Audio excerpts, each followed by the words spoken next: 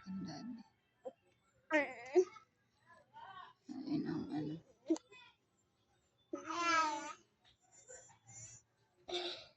Ano pag-ingkod mo kay di mo anay ginaayos na ano, kung naka-ingkod ka na ba talaga?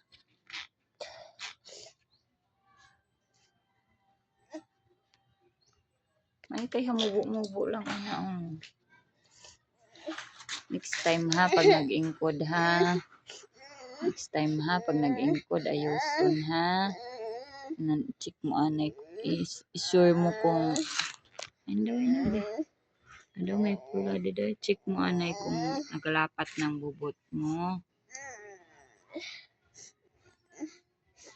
Kulba kulay sa grabing kulba ko laki, diretso laki ako dalagan sa imo tangis.